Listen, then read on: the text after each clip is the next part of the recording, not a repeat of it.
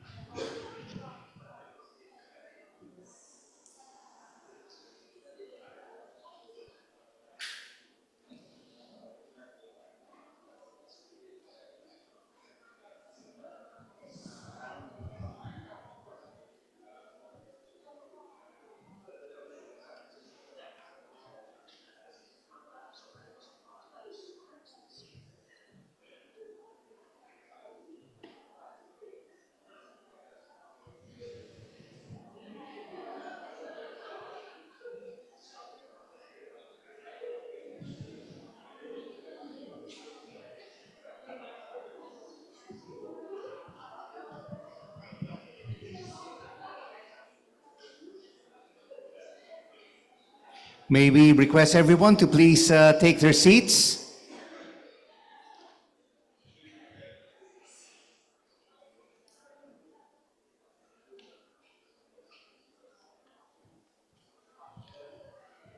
Hello everyone, good afternoon and welcome back to the 5th edition of the Sea of Solutions. This is the final plenary for today. We do hope that you had a nice cup of coffee that has kept you awake and pastries at the reception area. I'm honored to be your moderator for this 4th plenary session. I'm Rico Hizon, and this plenary session is entitled Sound Waste Management for Circular Goals. But before we get to our keynote speaker and our esteemed speakers for the different topics, maybe please call on now to give us a recap from the previous knowledge session. They're the moderators. Knowledge session 1, redesigning for a circular plastics economy. Let us all please welcome Lorenz Mila from Canal's UN Environment Program.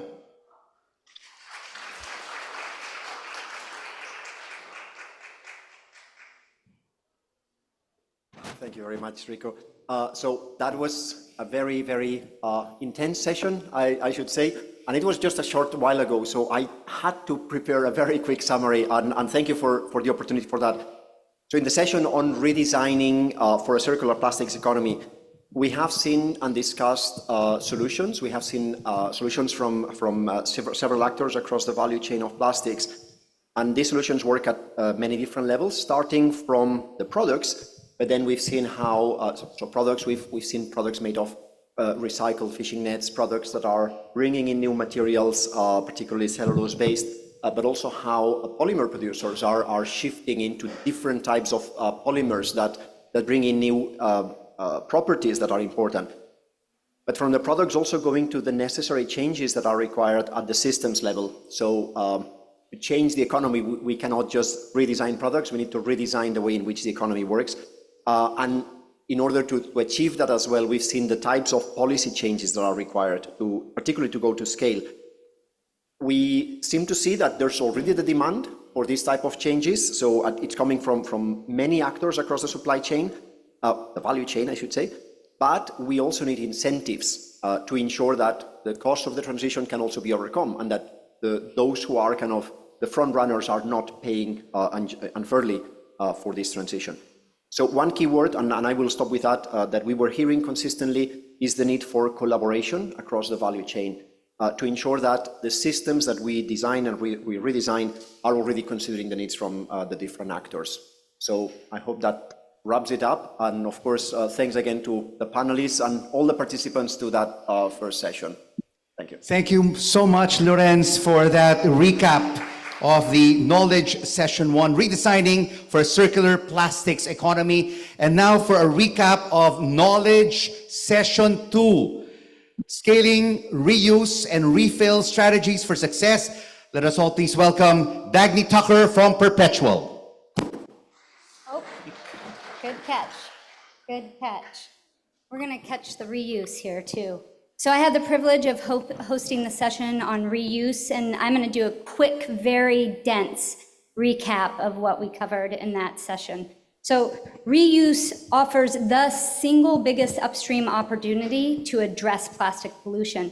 It is already happening at scale. It has been for decades. You've all used reusable glass bottles and other things. So it's evidenced in reuse in bottled beverage sector, soda, beer, etc.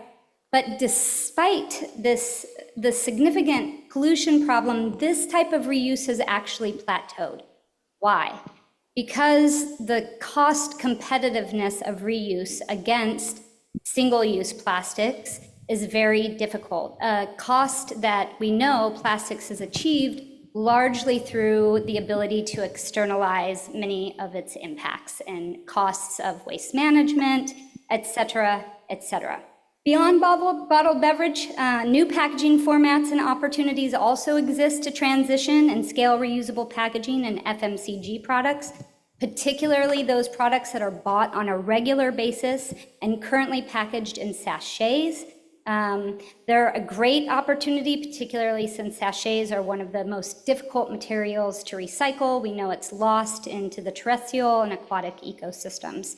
And we heard from OnView, Second Muse, as well as Glacia, as they discussed their successful work in the reuse space, from bottled beverage to FMCG products that are working with large multinationals like Nestle and Unilever, and successfully delivering and collecting these products. Highlights are that some of these companies are able to use distributed manufacturing or refilleries.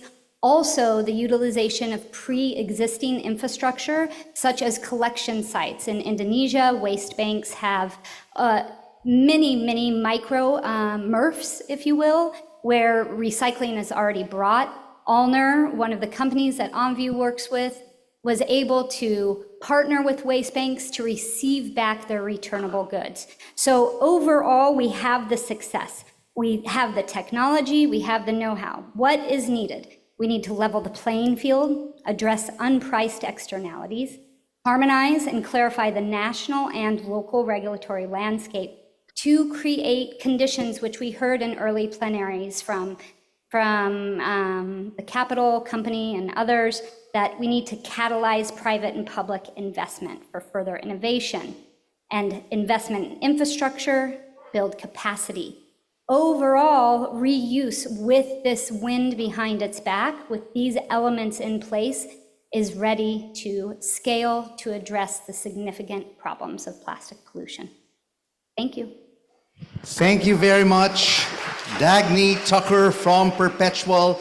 And we now continue with the plenary session 4, which will focus on a very important topic, which is sound waste management for circular goals. And of course, we would like to thank all of you, all our 700 plus attendees who were joining us online and on site. And we would just like to give you an update. We just don't have 45 countries represented. We have 72 countries represented in this plenary session. Thank you very much and congratulations. And to continue, before we proceed to our keynote speaker for this afternoon, we have this video presentation from Rolph Payet from BRS. Let's watch this. Distinguished guests, esteemed colleagues and participants, it is a pleasure to welcome you to Session 4 on Sound Waste Management for Circular Goals at Sea of Solutions 2024. I would like to extend my gratitude to the Sea Circular project, with support from the government of Sweden, for organizing this crucial event in Bangkok, a city at the heart of Southeast Asia's vibrant and dynamic response to the global waste management challenge. Let me begin by asking you a simple yet thought-provoking question. How much plastic waste does the world produce each day?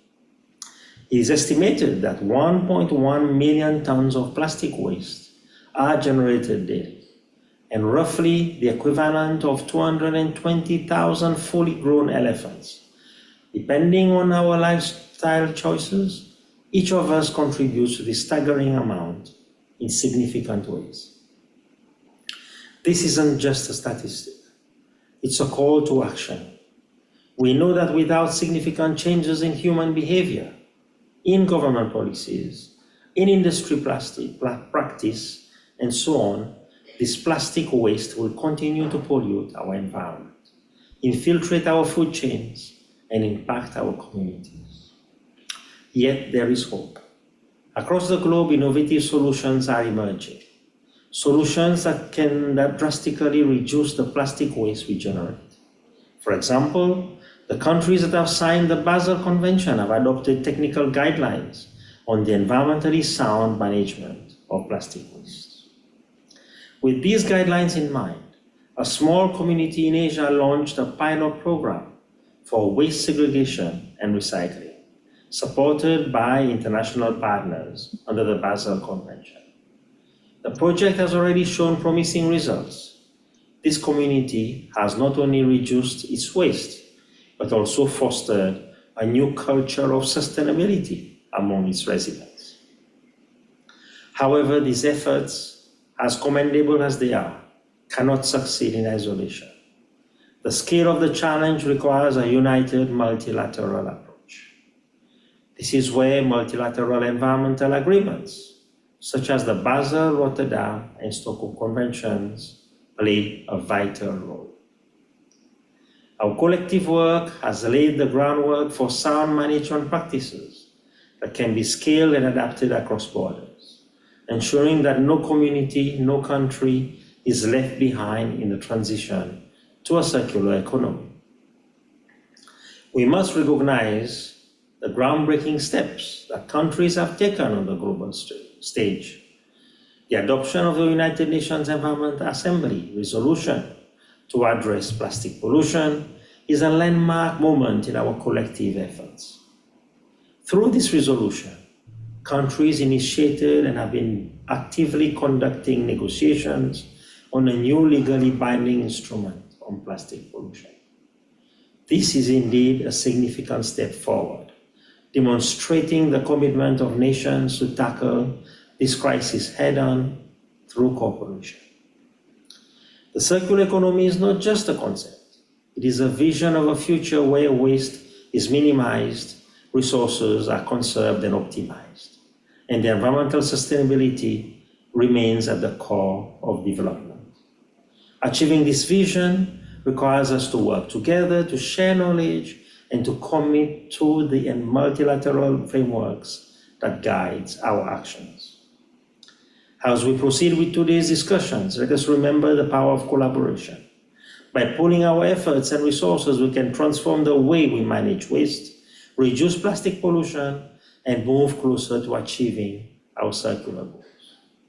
Thank you very much, and wishing you all a productive and inspiring session. Thank you very much, Rolf. And now, let us all please welcome our keynote speaker. She will be talking about bridging technology and community in combating plastic waste. She's a youth representative of Blue Circle. Let us all please welcome Yan Xia.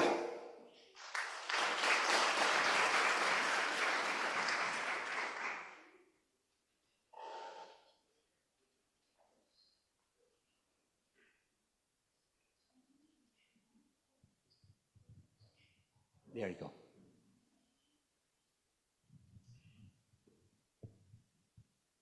Hello, everyone. I'm Xiayan, hailing from the beautiful coastal city of Taizhou in China. And yes, I'm thrilled to be here as a freshman starting my college journey. First off, big thanks to the organizing committee for the golden opportunity to speak to you all today. Now, you must be curious, how did a 19-year-old like me end up on this prestigious UN stage to represent Blue Circle today? Well, buckle up and let me take you back where it all began, when I was just a third grader. Picture this, I was 9 years old, coming home from school one afternoon, and my mother shared some life-changing news. She changed her long-standing job at the hospital and dedicated herself to marine conservation. And her goal? To bring the ocean back to its glory days, just as in her childhood. At that age, my understanding of marine conservation was just school-organized beach cleanups. I mean, could this really be considered work? I couldn't relate to my mom's nostalgic tales of swimming, playing, and catching shrimps in a pristine ocean. Apart from the tourist areas, the ocean I knew growing up was just a soup of waste plastics, foam, and all kinds of colorful garbage, with ships leaving behind oily trails, just like some twisted rainbow. So under my mom's enthusiastic guidance, I rallied my classmates for various investigation activities. We hit the internet and found these jaw-dropping states. And that means, during the 10 minutes of my keynote speech today, 10 truckloads of the plastic waste will have entered the ocean. Even more shocking, in 2022, microplastics were found in human blood and even the placentas. So right now, inside every single one of us, microplastics are flowing through our blood, esophagus, stomach, and intestines, silently screaming from within us, yet we feel powerless to stop it. We all like to think the future is way off in the distance, but actually, we are the last ones with the power to save our oceans. From elementary school to high school, I was always very active in Blue Circle's activities. From the shore to the sea and on ships, I found countless beverage bottles, plastic bags, and even discarded fishing gear. While the sheer volume of the plastic was overwhelming, it also left me questioning the effectiveness of our efforts. Our strength is immense because we are spread across the globe. Yet, our strength is also limited because each of our cleanup events, even with hundreds of participants, only collect a few tons of trash. Could this really work to address the global problem? Is a volunteer-based approach to marine waste management sustainable? Then came June 8, 2023, World Oceans Day. I found the answer. As a student representative, attended the Marine Waste Management Seminar organized by Blue Circle. There, I saw the groundbreaking work of my mom and her partners. They mobilized coastal residents and fishermen to be the main force of marine waste management, directly linking the waste recycling companies and consumers through a data platform and smart equipment. There, I met Mr. Chen Xiafang, a 72-year-old former fisherman. Due to his age, he could no longer go to sea and had to rely on some old jobs to make a living. With Blue Circle support, he received a mobile phone and a compressor. Then, he gathered the elderly in his village, used their spare time and their front and backyards to join the project. They documented their efforts, and collected plastics was sent directly to the companies with advanced recycling technologies. What was once cheap raw materials of the trash bins was transformed into high-end, carbon-reducing environmental products.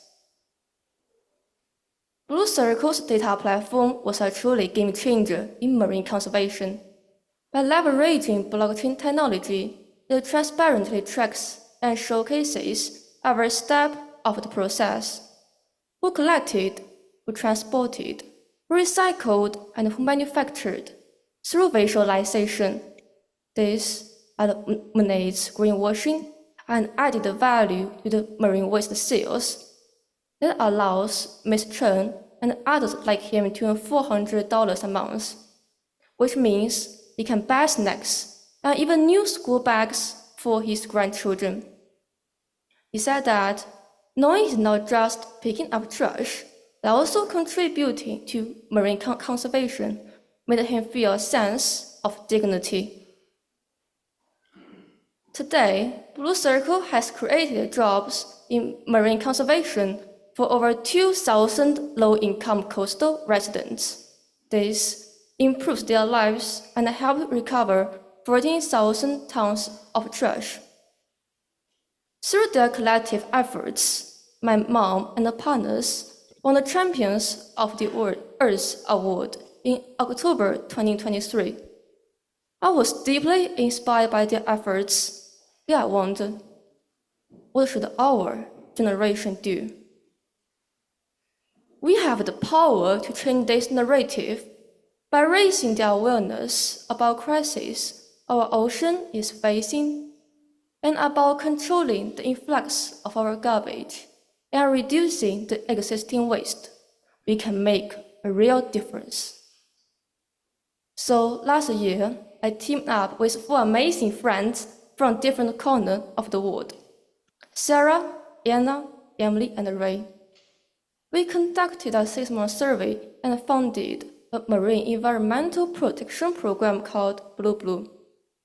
We hope to make it a social enterprise in the future. By harnessing the power of metaverse technology to bridge the gap between real and virtual worlds, we created a world dedicated to reducing marine plastic pollution that allows people worldwide who are passionate about marine conservation to collaborate and help the low-income coastal residents. In the Blue Blue virtual world, consumers and entrepreneurs can choose their own protection zones. Remote sensing technology will be used to detect these areas in the real world. AI identifies the types of the waste and calculates available products. And the companies will recycle these materials into the desired products, generating carbon reduction and plastic credits. Consumers, entrepreneurs, brand companies, and coastal residents, all these forces can gather in the new world, expanding the global power of marine conservation. My friends and I have an ambitious Blue Blue global initiative. In the upcoming 5 years, we hope to release 300,000 partners to join the project. Together, we will help to recycle 20,000 tons of trash. Together, we will help 14,000 coastal residents. This mission is more than a goal. It's a lifelong commitment for my partners and me. We will learn more, take more action, and gather more partners. I believe that through our collective efforts, more governments, NGOs, businesses, individuals will join the fight against marine waste.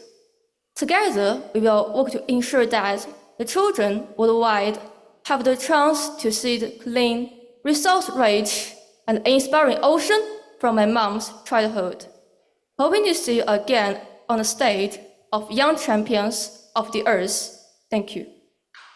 Let's give Shayan a big round of applause. Thank you so much for being a role model for the youth. And I have one question for you, Shayan. As a youth representative, what is the role right now and participation of young people in initiatives like Blue Circle? From my point of view, the involvement of young people is in environmental initiatives like Blue Circle is both crucial and meaningful.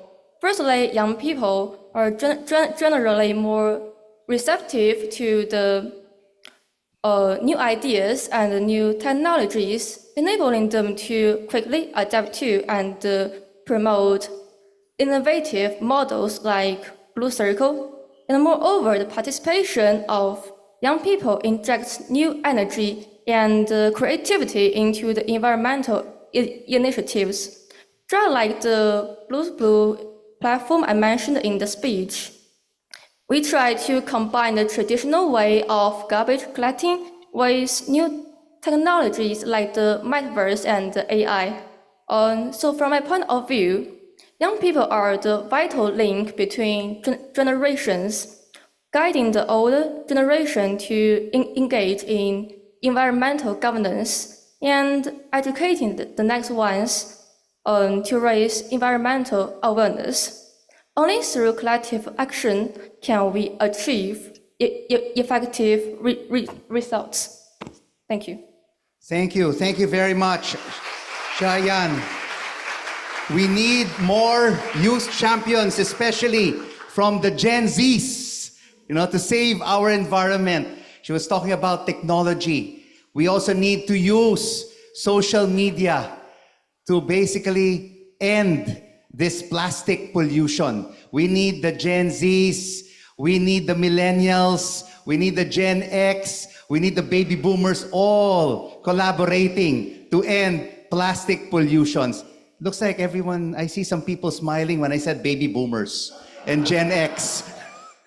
Well, you need collaboration across generations to be able to save our planet Earth.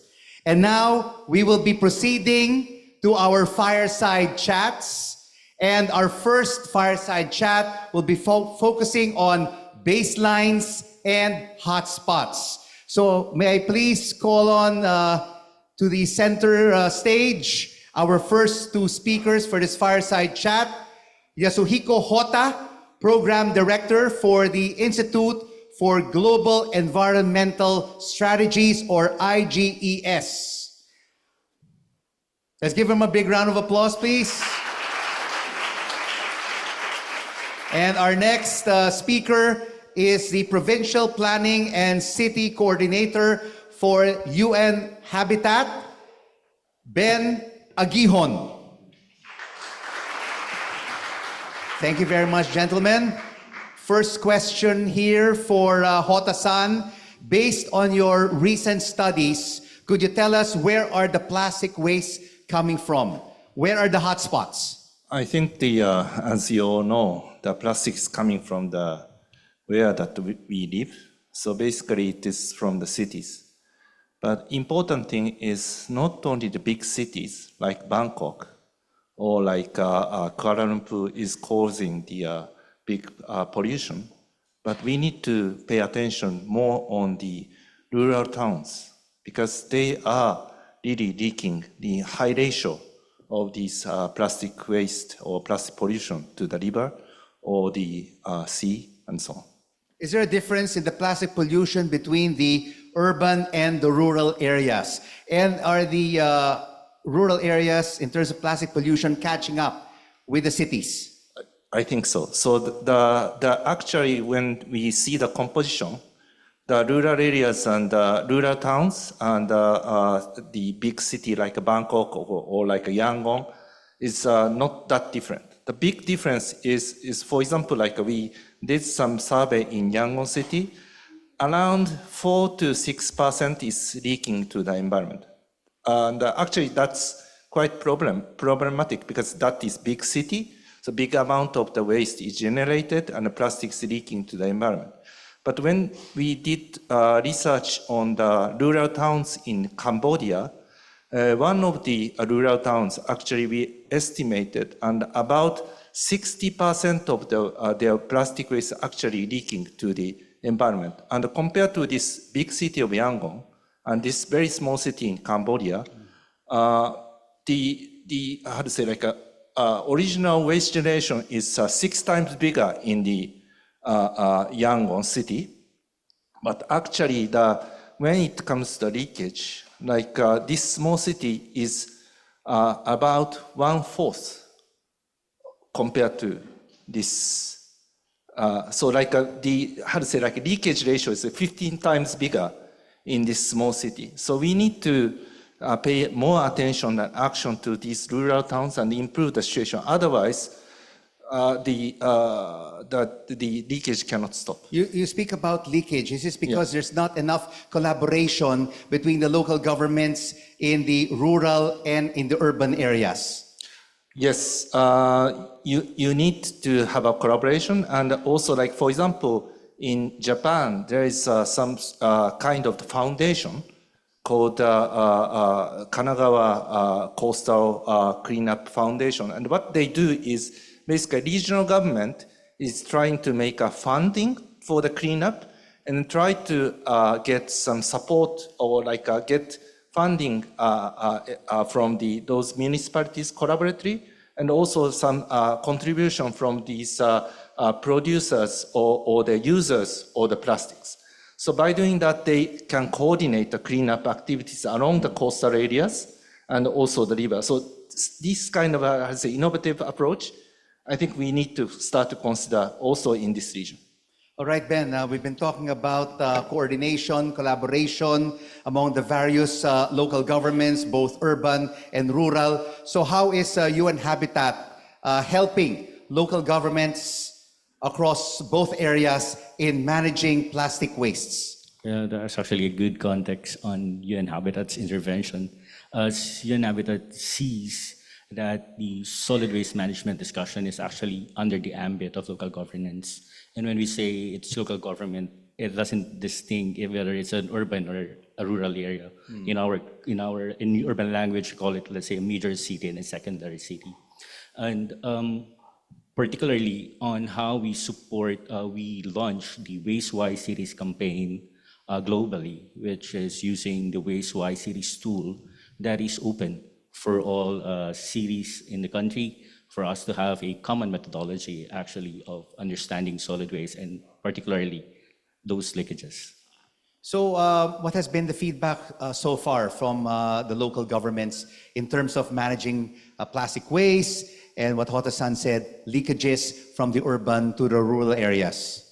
Well, we understand that more or less cities are well working in solid waste management, but the idea of global comparison and addressing common methodology for global assessment is necessary, at least using the Waste-Wise Cities tool now in Africa and in some countries here in Asia, 6 in the Philippines and other 6 outside of the Philippines.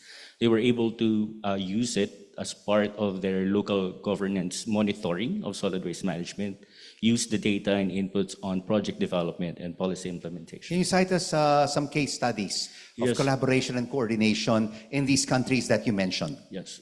For the case of the Philippines, particularly on the Healthy Oceans and Clean Cities initiatives, we engage on 6 cities in the Philippines, including Ormoc, Manila, Davao, Calapan, and Cagayan de Oro. In particular, with Ormoc City, they were able to understand their baselines and compare it with the national standards already developed by the Ministry of the Environment. And from these inputs, they were able to support 3 people organizations to develop their social enterprises that directly work on recovery and reuse of marine litter and other solid waste materials. So would you say that these cities are model case Yeah, case cities in terms of so. stopping and managing plastic pollution? Yes, but that's the idea. We cannot work on waste if we cannot measure it. And I think what's good with the Waste-Wise Cities tool is that it's not only for the technocrats. It can be used by common people, by people organization, and other actors, urban actors. And Hotta-san, I can see you nodding your head, reacting to what Bhen said. Maybe you'd like to add to that. Are there some case studies that you would like to mention here in Asia where we see coordination and collaboration in terms of managing plastic waste? Yeah, before that, I think it's very important what he mentioned, that without data, we cannot make some good actions. So like the evidence-based policy making and policy actions is very important. But what we found from some comparative study between Malaysia, Indonesia, Thailand, Philippines, and did I say Indonesia? But anyway, 5 countries in the ASEAN countries, what we found is more increasingly waste-related data. Land-based waste-related data is like quite well developed, and against we used to say that there's a data gap and so on and so forth, but because of those international organizations, scientists' effort, the data is building up. What is But missing? how up to date What is is this missing data? is consumption-related data and also leakage-related data.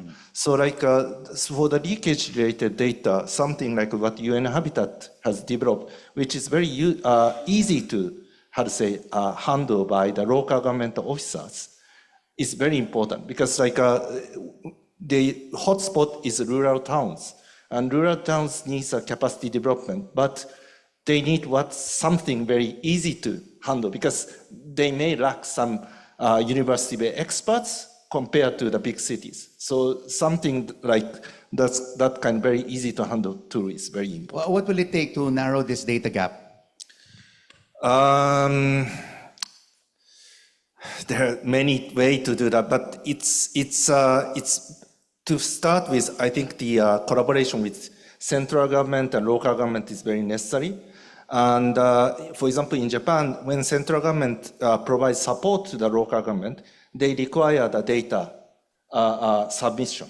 So that kind of linking certain policy for the data requirement can encourage more those small cities or municipalities start to collect data. In the end, like if we agree on the global plastic treaty, also this data from the municipality becomes very important for seeing the progress of the national actions. Mm-hmm. And Bhen, how could we narrow this data gap? Are we seeing a lot of collaboration between the central government and the local government units to be able to manage plastic waste?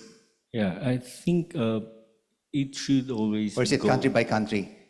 Well, at least in the case of the Philippines, the work on data gathering for waste characterization is mandated, and it's part of the local government work.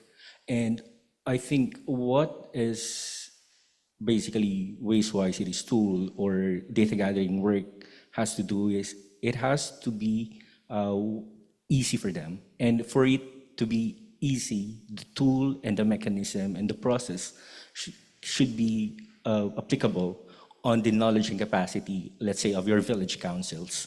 And when we can do grassroots work on, we can facilitate that grassroots work on data gathering, that can easily provide the baselines of a city and a country. All right. Hotta-san, you've attended the Sea of Solutions conferences in the past. Have we been able, year after year after year, talking about ending plastic pollution? Have we seen any improvement? Have we seen the gap narrowing one step closer to ending plastic pollution? Or is it just all talk? I don't think so, because like because of this plastic issue, like in very fast paces, the national government start to prioritize not only a plastic issue but waste management issues, and they start to develop the national action plans before this global plastic treaty require them to do.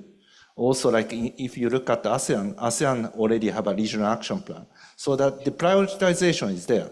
But also what we see now is probably our colleague from Indonesia will later introduce, these countries start to set also their own national targets based on their own research work, and then start to present some sort of roadmap. And this roadmap is usually developed through the multi-stakeholder partnership or dialogue. So I think this kind of actual political will is really working now. What about funding? Are national governments funding these roadmaps?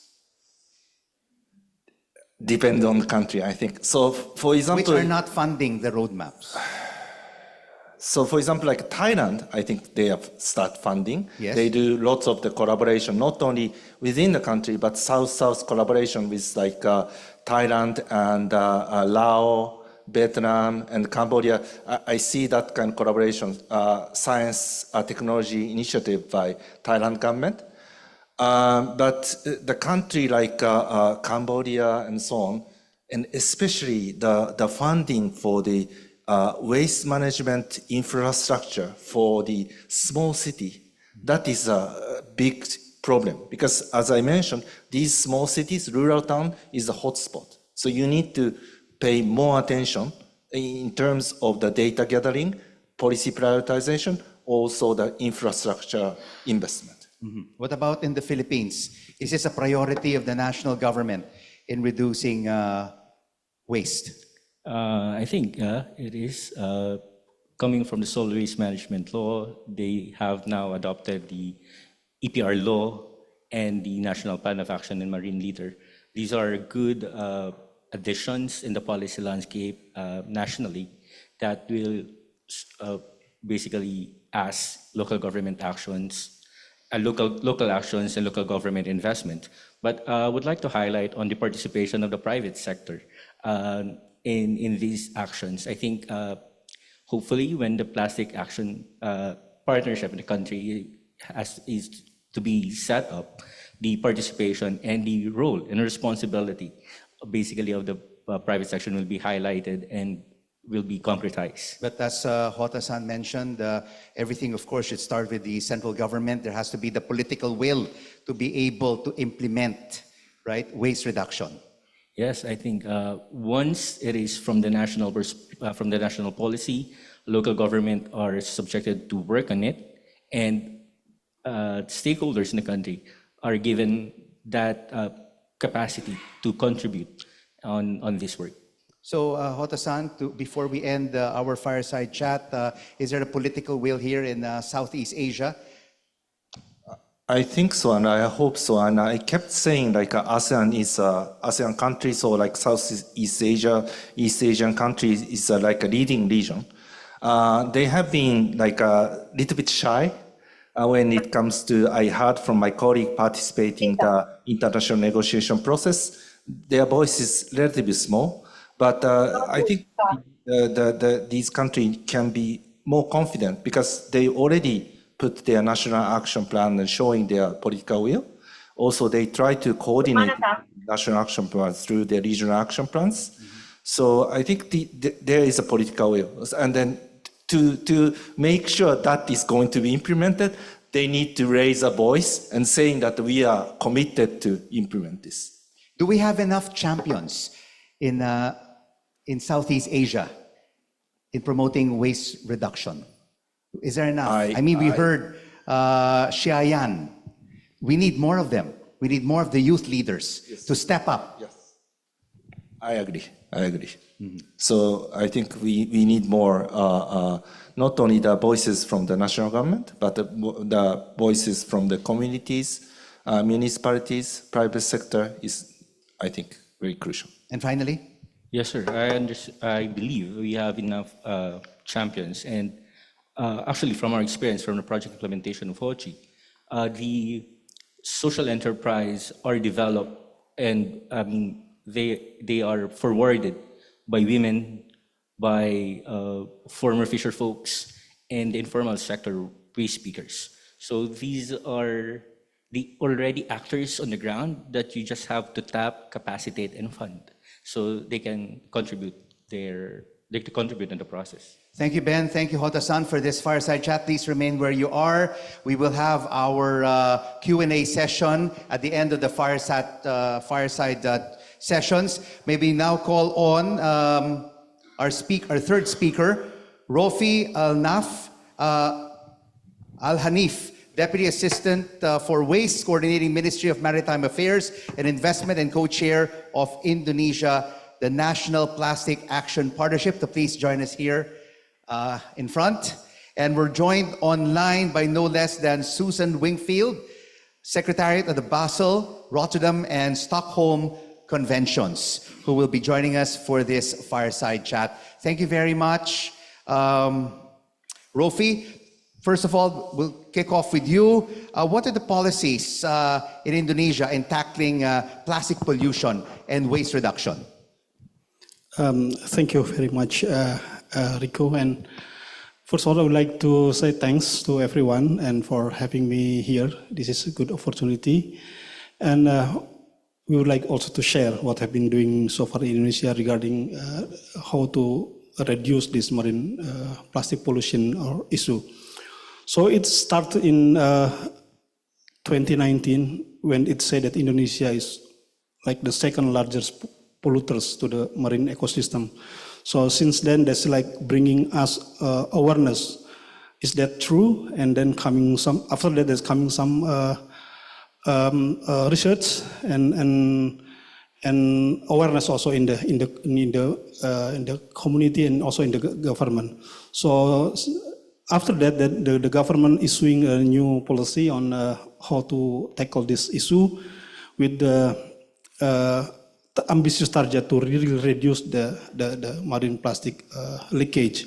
It said that in the presidential decree coming with the National Plan of Action for 2028-2025, it said that we would like to reduce 70% of our leakage into the ocean.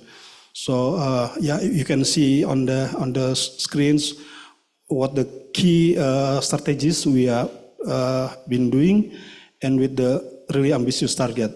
We focusing on 5 strategies actually. First, we would like to really getting awareness from the people that we need to have more responsibility on the waste management.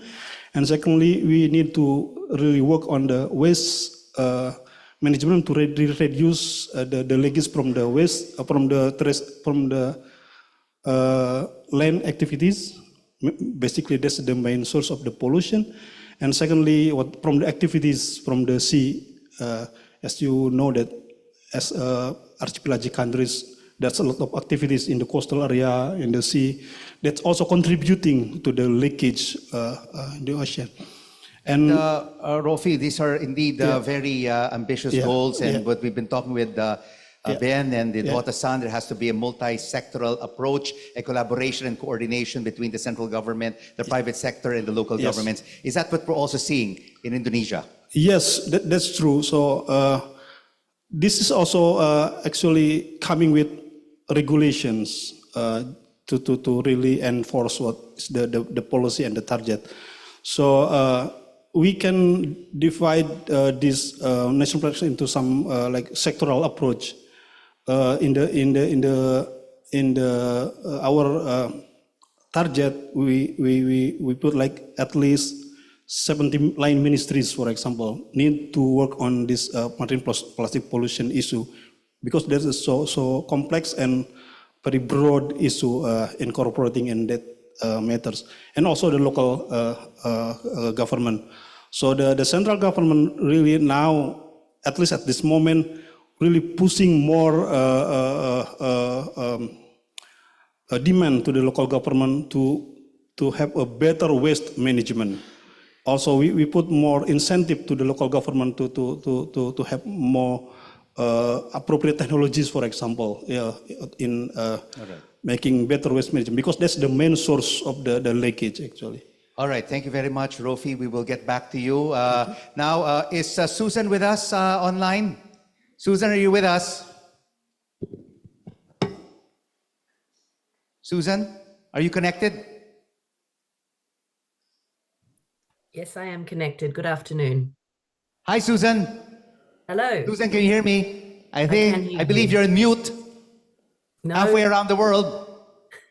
it says I'm not on mute. Can you not hear me? Now I can hear you. I can hear you. Thank you so much for joining us. Where are you at the moment? I am in Geneva. Okay.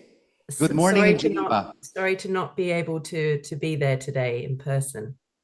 Share with us Share with us, Susan, the role and impact of a multilateral approach. Sure, and thank you very much to the organizers for inviting me here today, and thank you very much for the question. Just to say, it was really interesting to just hear the experience of Indonesia, particularly with their ongoing implementation of their National Plastics Action Plan.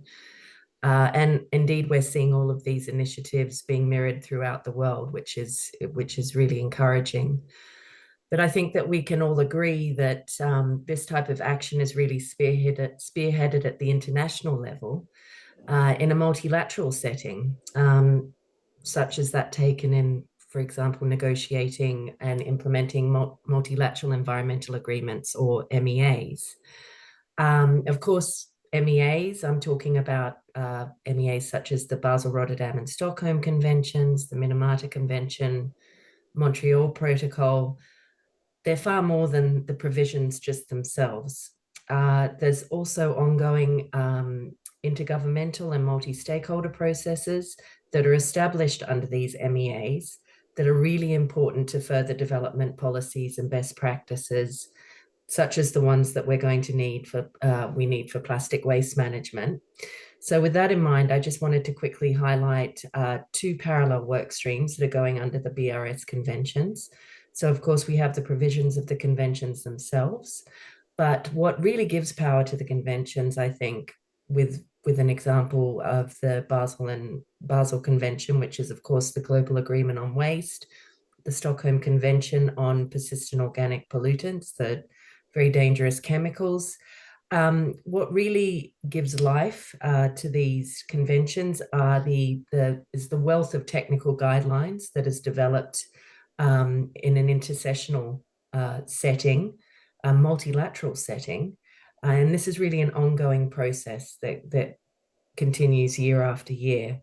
So while we have the provisions of the conventions, it's really these types of technical guidelines and guidance and policies that breathe life into them. I'd also like to mention the importance of our partnership program under the Basel Convention. Now, this is the idea that we bring together in both a multilateral and multi-stakeholder setting, stakeholders not only from our parties, i.e. the governments, but also, of course, from NGOs, IGOs, industry. I do want to give a shout out to the youth groups and leaders. We do really need more representation from that side in the partnership. So I'm hoping that I'll hear from you following this session. But in the partnership, which is really looking to promote the environmentally sound management of plastic waste, it's a very broad objective. The work is arranged in 3 different ways. First of all, we have project groups that really get to the heart of developing and sharing these policies and best practices on plastic waste management. And as I said, it's a multi-stakeholder approach, so it's bringing in viewpoints from all sides. We also have pilot projects. I know it was mentioned by Hotta-san earlier, some of the initiatives taking place in Southeast Asia, particularly Cambodia and Vietnam. We have a network of 40 different projects ongoing at the moment that are looking at, how can we have both regulatory action at the national level, but also practical solutions such as river entrapment of plastic waste and so forth. And lastly, I promise I'm really finished. I just wanted to highlight that within such partnerships and such as plastic waste partnership, we have ongoing forums. We just had one earlier in the year on EPR, and it was really interesting because you bring together those, not just, EPR is obviously very much developed more in the European context, for example, but there are so many interesting examples from around the world that we can learn from, I think, from all sides. But Susan, can these multilateral environmental agreements be implemented on a national and local level?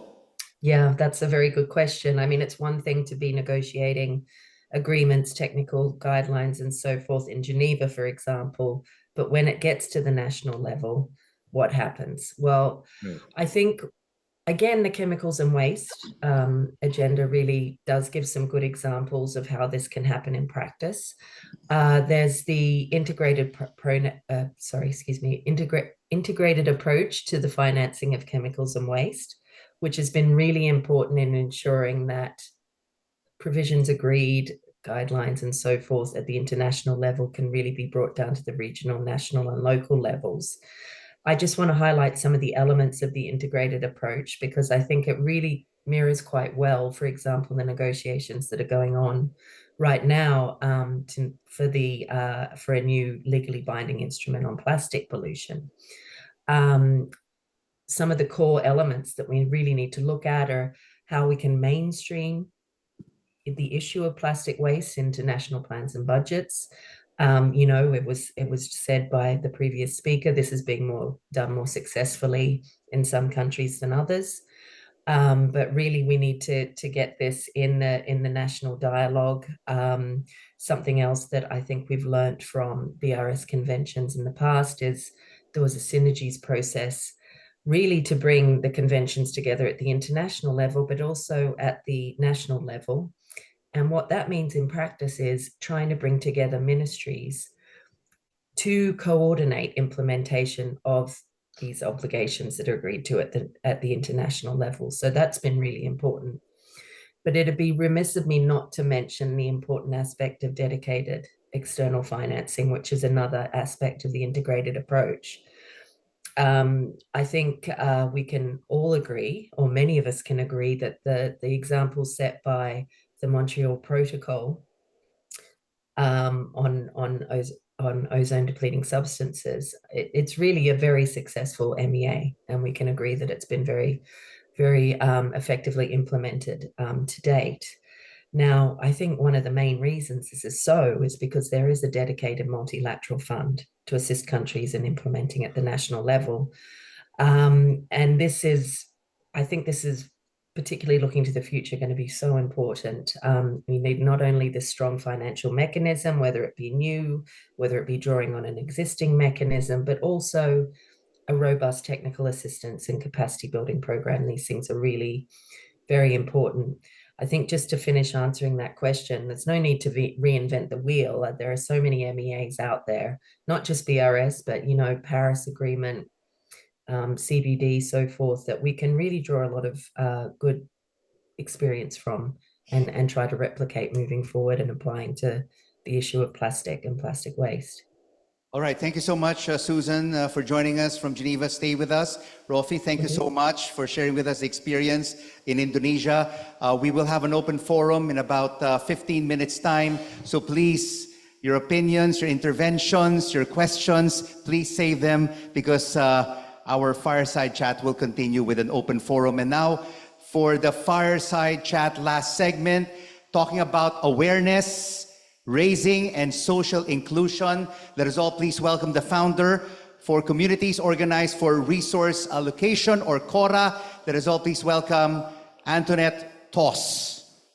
Antoinette, please take your seat. So let's get right through it. So Antoinette, how is CORA raising awareness and engaging communities and preventing, managing plastic wastes? Thank you so much, Rico. It's truly an honor to be back at Sea of Solutions. We were here at the very first one in 2018, and so happy to be here again. CORA is Communities Organized for Resource Allocation, and we began as a volunteer-powered nonprofit organization because we believe in the power of every single human being to be a part of the solutions that do exist and the solutions that we need and that we hope for. And of course, in all of our initiatives, we always make sure to bring in the sustainability and inclusivity aspect, really looking at the plight of communities and the most vulnerable first and foremost, but ensuring that we bring in the science and of course the fun to everything we do, because making nonprofit work fun enables us to engage more people of all ages. Now, when it comes to plastic pollution, we began with coastal cleanups, and of course we know coastal cleanups are not the solution to plastic pollution, but it must be done because of how plastic pollution is impacting the world, from the environment to communities to biodiversity laws and social injustices. But through the support of science and data collection, as mentioned, our partners from COICA, COEM, and OCEAN, our Sea of East Asia network, have empowered us and capacitated us to train citizen scientists of all ages. So we work not just with government institutions, we work with businesses and schools and our youth to train them to collect data from these coastal cleanups that we now call, of course, marine litter monitoring as well.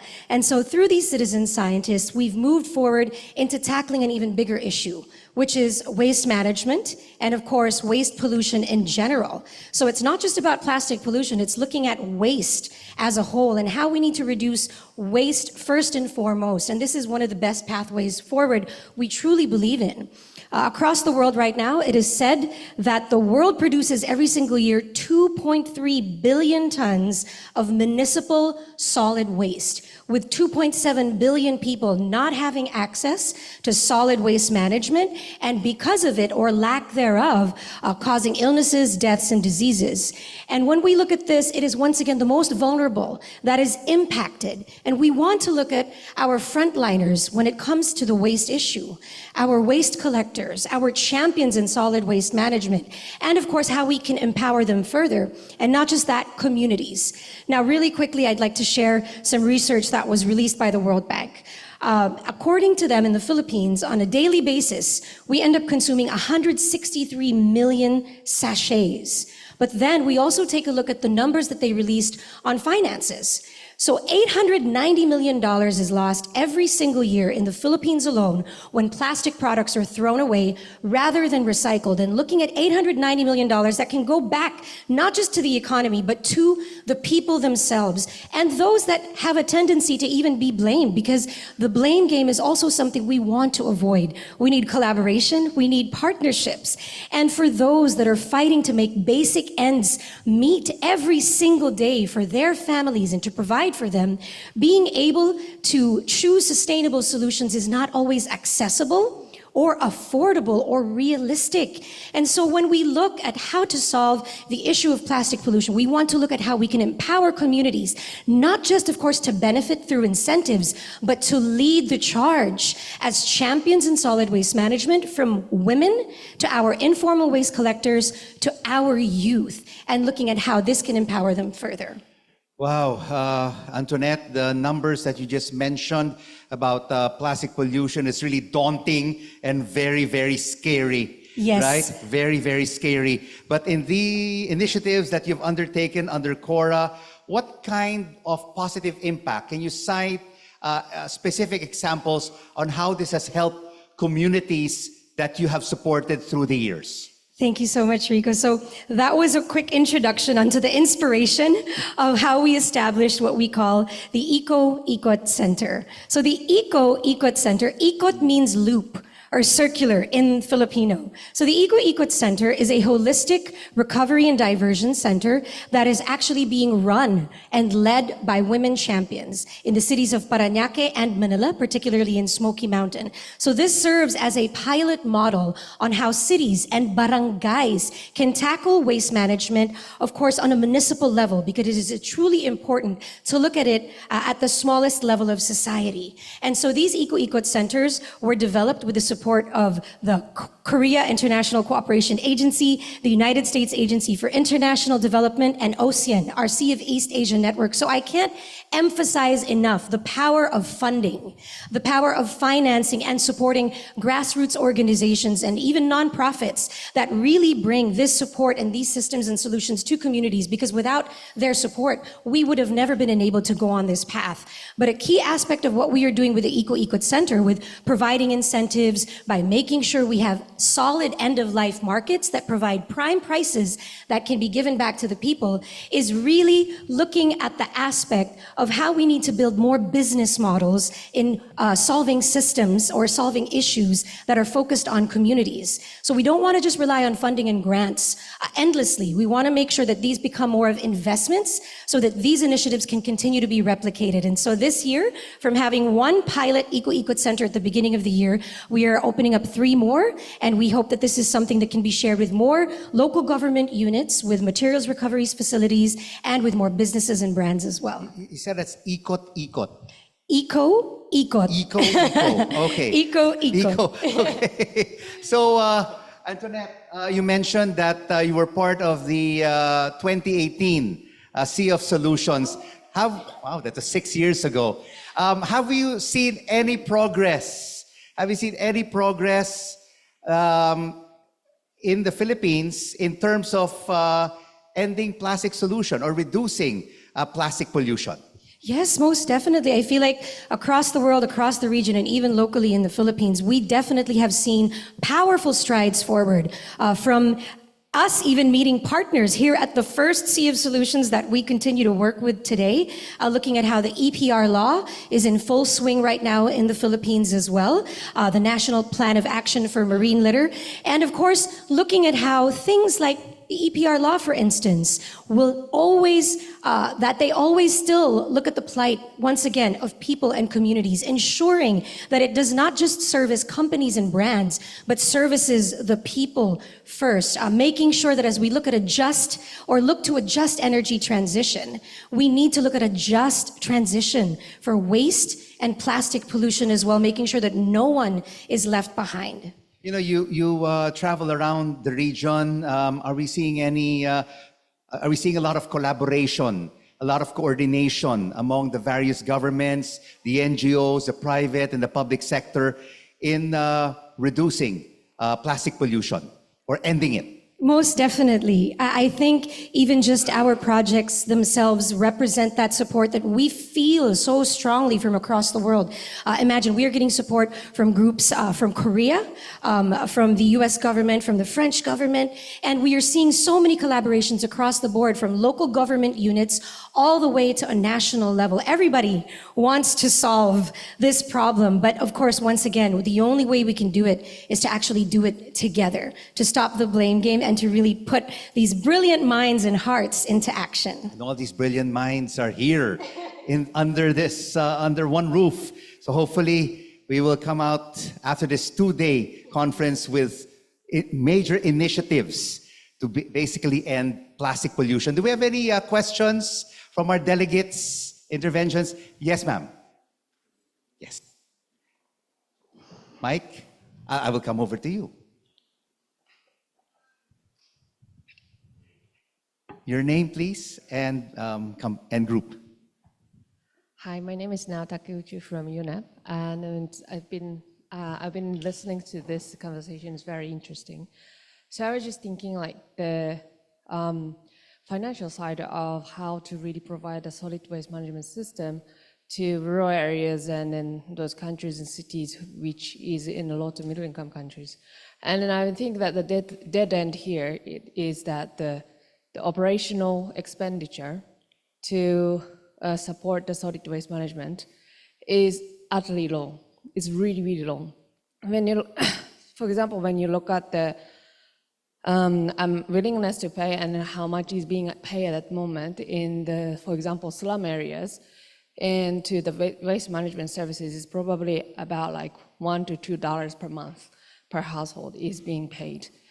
And then some of the studies is showing that about like 1 ton of municipal solid waste to be just collected and openly dumped costs $20 per ton. So it's like the financial gap is quite high. And I'm just wondering how that gap can be really filled only through the EPR. Everybody's talking about the EPR, but the financial gap, especially not in the CapEx, but the OpEx, is very, very high. So I'd like to know and then listen to some of the insights from the experts on this. Thank you. Thank you very much. Hotta-san, would you like to address that?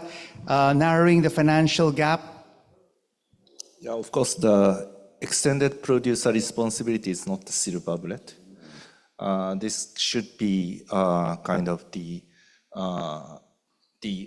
basic management service and the collection service should come earlier than extended producer responsibility. But this financial gap question is really also there in the developed countries as well. So like, especially in these rural and small towns who has a very less financial capacity, one of the possible solution is a kind of collaboration of these small cities to set up some facility to, operate together. But one of the big issues is NIMBY syndrome. So where to locate this collaborative infrastructure? So even in my hometown, there was a kind of the discussion with my neighbor city where to locate. So we need to have a good awareness among the citizens, also the policymakers, and also the bureaucrats, city government officials, about the seriousness of this issue, and then need to set up some sort of the collaboration mechanism among those small cities. Otherwise, it is very difficult to, implement or invest in very high advanced kind of infrastructure in the small town. And that should be supported also through some sort of the community-based approach. So this combination, community-based approach cannot solve this issue alone, but this kind of institutional collaboration through the budget collaboration among the municipalities plus community participation is, I think, key. Thank you very much, Hotta-san. Would anyone else like to add to that? Rofi, how is Indonesia doing it? Yes, thank you. Yes, the question is very valid, at least for Indonesia at this moment. So if we would like to blame someone, actually our challenge is in the capacity of the local government to provide service to the community. The budget allocated for local government in Indonesia is really low. It said below 1%, 0 something percent from the annual budget of the local government. But some research said that it's at least 3 to 5% of the local budget annually should go to the waste management. So this is one of the main issue. So that's why I think partnership, if we are talking about partnership, is very important. Partnership means at the grassroots level. What you have been doing is very good. We have also here champions. If I may point the lady there is one of the champions in Indonesia who are working with the community, how to engage community. In Indonesia, we have so many West Bank. So basically, there's like a really community-based partnership, how to make a circular economy works at that level. So there's some economic. It's just to narrowing the gap actually. At least a certain percentage of the plastics not going to the landfill. It's still some economics value on that. And secondly, partners with a more global.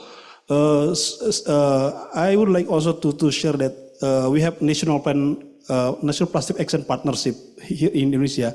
So Indonesia is like the first country who launched the NPAP collaboration under the GPAP platform. So through this collaboration, which like platform for like so many stakeholders, not only governments, private sectors there, and through this collaboration, then we can sharing what can we do to help the government. And I show you the good example of having an NPAP here. So in the 2023 under the NPAP, we recorded the funding commitment like $1.7 million from non-state actors in combating marine plastic. This initiative is there already, but you don't know where goes to where. But since we have like platform collaboration, then we can understand who is working on which part and what is contribution to the national target, for example. So this is, I think, waste or plastic pollution is everybody's concern and everybody's responsibility. So that's why partnerships really important. Partnerships are key. Do we have any more questions from our delegates? Yes, ma'am. Name, please, and organization. Yeah, thank you for the opportunity. I'm Faye from Indonesia. I want to ask, given the rising volume of municipal waste and infrastructure challenge in many developing countries, how can international legal framework be more responsive to community-based waste management initiative which are often be the primary solution in resource-limited areas, and what concrete steps can be taken to ensure that this bottom-up approach receives stronger policy and financial support, enabling them to be integrated into national and global waste management strategies. Who would like to answer that? I think coming also from the inside from Indonesia, it's actually the local review of budget investment of local government units. There are projects being allotted with money, but it's actually not giving effective benefit or outcomes. As I think, at least on our experience, at least $2,000 annually can be allotted to an organization in community-based setting. And if that project intervention is designed that is subjected to the actual context of the city, we're not talking about high-level technology deployment. It's more of how community engagement can actually gather and capture waste recovery and transform it to other products or align them in a larger waste streams. I think the capacity building is doable with that amount for at least one organization. And if that will be planned annually or be upscaled on the succeeding years, we don't know that later on it's all beneficial for everyone and for the whole cities, everyone benefiting on it. All right, thank you very much. And who would like to add to that? Is it Antoinette and Susan in Geneva?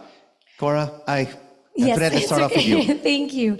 I think a huge aspect was also briefly mentioned by you, but from political will, we've heard so many stories from the community that if their local barangay leader, their municipal leader, their mayor cares, they are all inspired to follow suit. So political will is a huge aspect as well as business unusual. But when we work directly and closely with communities, an important aspect of what we do is what we call social behavior change, or SBC. So not just communicating ideas or communicating information and educating, but really bringing everyone on a journey so that we can change our actions and our lifestyles together on a daily basis as well. And also emphasizing once again that it's not just about recycling, because recycling is just the last step in the circular economy. It really begins with reduction of waste of all forms first and foremost, and everything else that can't be dealt with and removed moves on to that. Thank you so much, Antoinette. Susan, would you like to add to that? Thank you. I would love to, but my connection failed when the question was being asked. Could you just quickly give me a quick recap of what the question was? My apologies. Okay. What concrete step can be taken to ensure that this bottom-up approach involve the community-based receive stronger policy and financial support, enabling them to be integrated into national and global waste management strategy? Okay, thank you. Well, on that question, I think we've already had some good answers from the colleagues in the room, but I just wanted to highlight the importance of the negotiations that are going on right now. And I know it seems far removed from what happens at the community level, but really getting the mechanisms right at the international level is going to be so important. I think, as I mentioned before, Montreal Protocol has benefited so much from having a robust financial mechanism like multilateral fund. I think you can look at that in contrast with, for example, the Basel Convention. I mean, I support the implementation of the convention, so I don't want to draw away from it. But the fact that it really lacks a formal financial mechanism has made meeting the provisions of the waste, having the waste management infrastructure at the national level, being able to ensure ESM at the national level, it has really impacted countries' ability to really adhere to those provisions. So I think if we can get the financing right from the start, for example, with this new legally binding instrument, it's also a chance to redress the issues and gaps in terms of building the waste management infrastructure that really is required under the Basel Convention. Thank you very much, Susan. Do we have any final questions or interventions? Yes, ma'am. Final. Well, Hello, thank you so much. For Suzanne, my question is actually the lessons learned from the BRS implementation. And we've been actually implementing this for decades already. The question is, with decades of implementation of the BRS, what is required by the BRS in eliminating hazardous chemicals and waste? What lessons can we learn from the implementation? And is the treaty addressing what is required from countries to implement the BRS, the current language of the treaty? Well, I think these are excellent questions. Firstly, for lessons learned, I mean, I just mentioned a critical lesson, particularly for Basel, which is the need for, establishing that sound financial mechanism to start. I think your first and second question really tie in well together, because we're looking at conventions, particularly for Basel, which, entered into force in 1992. And there is action now to actually bring that convention into the 21st century. So I think, and having governments and other stakeholders having their contribution to that process is going to be really important. An example of which is work underway now to look at the review of annexes, the way that the waste trade operates now, the way that recycling markets operate, for example, the recognition of waste as a resource. These things have really evolved, the acknowledgement of the importance of a circular economy, and already we've been looking for several years at how to amend the annexes to the Basel Convention in particular to, as I said, really bring the convention into the 21st century. So I think if we're looking at that sort of international level, that is a really important role that governments can play from the national level to really engage in those processes. All right, thank you so much, Susan, for your answer. Thank you so much to everyone for your questions and interventions. And now, a final word from our speakers on what is the end goal for sound waste management for circular goals. What is the be-all and end-all solution? Hotta-san.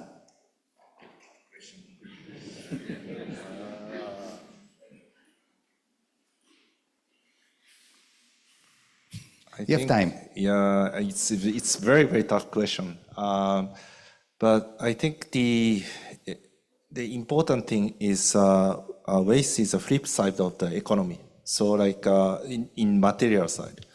So like we are really flourishing as a kind of from the economic development and urban development. So basically waste management is something to how to say like to keep this prosperity and the well-being of our society as intact. Otherwise, like as we see from the plastic issue, like we thought it is a kind of the very good materials to keep our urban lifestyle, but we are now facing this huge problem. So we need to think the waste management, recycling as a flip side, and which is needed for how to keep our material economy going on. Thank you very much, Hotta-san. Rofi? Thank you. So I think plastic pollution reduction and management is a shared responsibility. So effective waste management relies on the distinct and equally vital roles of all stakeholders. So we cannot rely on the governments only to manage all the waste we are generated. And also we cannot rely on the community that are working to clean up our ocean, our beaches. So we really need to work together from the upstream, from the time we generate the waste. So we need to think about that. And secondly, when the waste is already in the ocean, already in the front, is borderless. It has no border. Everyone will get affected, including the biodiversity. So partnership and collaboration among in the regions, among South Asian countries, for example, here. So we really need to work together. All stakeholders from private sectors, researchers, and government, financial institution, and all of us here. So I think partnership is very important. The time is now. The time is now. The time was yesterday. Yes. Bhen. Thank you.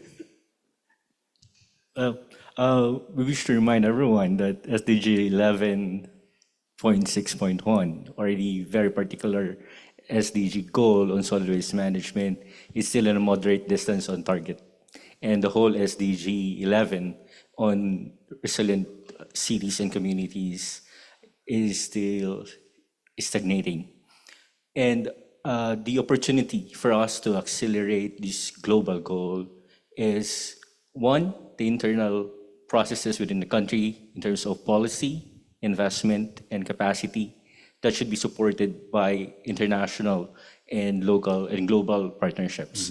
So we hope that from these discussions for this next 2 days, for today and tomorrow, we can find actual and concrete actions that will highly engage our communities and cities. Thank you very much, Bhen. And the final word from Susan in Geneva before we end this session, this plenary session. Thank you very much. Certainly agree with everything that's been said. I have been going on quite a bit about adequate financing, so I add that in here. But also, put simply, I think we need to take every action, bringing in every stakeholder of relevance to essentially internalize the externalities of plastic production and use. I mean, that's it at the end of the day, isn't it? Thank you very much, Susan. And for Antoinette, it's not the final word, but the final song. It's the final song. She will sing an excerpt from a song that she wrote with a very popular Disney song called Sea of Solutions. So it's not the final word, but a final song. She will sing the full song during the reception at 5:30 this evening. So you can watch the full song at 5:30 tonight for the opening reception. But for this plenary session, an excerpt from Sea of Solutions. Thank you so much. Actually, this is a famous Moana song, and I was asked to create a plastic pollution song for Sea of Solutions in 2018. And so this was actually born from this conference. A quick snippet now, and I hope you can join us in a bit for the welcome reception for a special surprise as well. I've been staring at the edge of the water long as I can remember. It's changed and I think I know why. I wish I could pick up all the litter, but it comes back to the water no matter how hard I try. Every turn I take, all I see is trash, plastic everywhere, forever it will last. Used just once, then thrown away. What is wrong with us? Do I do the card? Here we go. See the light as it shines on the sea. It's plastic, doesn't decompose. Stuck up a turtle's nose. In the sea of solutions to pollution, there must be a way to have clean seas. Oh, help us, please. It's time to act now. I'll do the rest later. A big round of applause for our esteemed Thank you speakers so much. and singer. Thank you. Hotta-san, Rofi, Bhen, Susan in Geneva, and Antoinette. Thank you so much for joining us for this session plenary 4. And now may we call on for the day 1 highlights, Mahesh Pradhan, coordinating body on the seas of East Asia, UN Environment Program. Please. Thank you. Thank you very much, Rico. Dear speakers, panelists, and participants, just to build on this amazing energy from Antoinette, it's just that we've reached the end of day 1 of the Sea of Solutions. On behalf of the organizers, I wish to thank each and every one of you for actively taking part today at the 5th Sea of Solutions, which is the flagship event of the Sea Circular Project, a joint initiative by the UN Environment Programme, UNEP, and COPSI, the coordinating body on the seas of East Asia, supported by the government of Sweden. So I just want to summarize, and there was so much that was happening across the rooms today, but I'm sure you all agree that the first day of the Sea of Solutions 2024 has really been filled with inspiring discussions, powerful insights, and actionable strategies as we work collectively to tackle plastic pollution and drive a just transition towards a circular plastics economy. The high-level sort of segment, opening session this morning, helped really set the stage, bringing together distinguished leaders from TEI, UNEP, and UNESCAP to highlight the urgency of addressing plastic pollution and embracing circularity as we move towards INC 5 in Busan later this November. The sessions began with plenary session 1, Transforming Plastic Value Chains. And here the spotlight was on shifting from the throw-away culture to a closed-loop system. Our keynote speaker emphasized the critical role of circular economy for plastics, highlighting the economic, social, and environmental benefits. We also discussed some of the key drivers for this transition, showcasing multi-stakeholder initiatives and exploring strategies to scale them up globally. Plenary session 2, and here we talked about life cycle approaches to sustainability. We delved into the importance of life cycle thinking to address plastic pollution. This session actually demonstrated how life cycle thinking can inform national policies, reduce environmental impacts, and also promote sustainability across the entire plastic life cycle. Enabling conditions to apply life cycle approaches globally in policies and industry were also discussed, including the need for capacity building and to enhance the access of data and agreed methods. Plenary session 3 looked at unlocking circular business modules. And here we had really good, valuable insights from innovative circular industry solutions. With the global plastic waste doubling over the past 2 decades, the session examined how businesses can transition to circular, economically viable models, and participants also learned about key enablers for this business transformation, such as policies, financing, and multi-stakeholder collaboration. Then we moved on to the 2 knowledge sessions, and the first knowledge session was on redesigning for a circular plastics economy. And this further explored how innovation and system redesign can accelerate the transition towards circularity from producers to policymakers. This session addressed the challenges and opportunities in rethinking the plastics economy and scaling innovative designs that preserve material value throughout the product life cycle. In knowledge session 2, scaling reuse and refill strategies for success, the focus was more on reuse systems as a key solution for reducing plastic waste. We learned about ongoing regional efforts to scale reuse and refill programs, along with the challenges and stakeholder roles needed for success. Practical examples highlighted how different groups are overcoming these challenges, especially in the context of Southeast Asia. The need to internalize the externalities of single-use plastics was also highlighted to level the playing field with reuse systems. And finally, plenary session 4, which we've just been through, the sound waste management for circular goals, discussed the pressing issue of solid waste management in the context of rapid urbanization and rising waste generation. Experts presented best practices and tools for managing plastic waste effectively and preventing plastic pollution, including marine litter.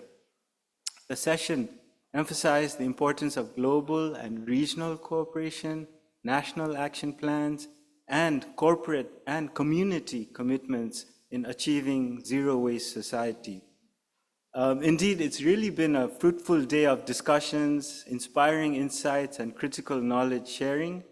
I think with more than 700 approved participants, 390 in person, 318 online, we have already done a lot today, 4 plenary sessions and 2 knowledge sessions. And I wish to thank all our speakers, participants, and partners for all your valuable contributions today. But again, we're looking forward to tomorrow, another impactful dialogue.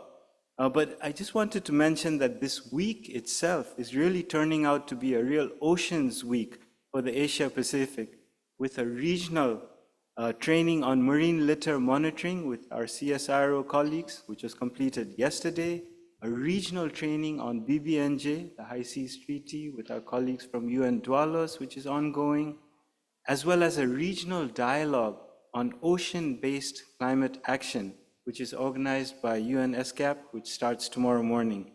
But as was mentioned by Antoinette, the day is not yet over. Please join us for a welcome reception, which starts at 5:30, another half an hour, in the reception hall located in the ground floor of this building. And I'm sure there are many more surprises in store.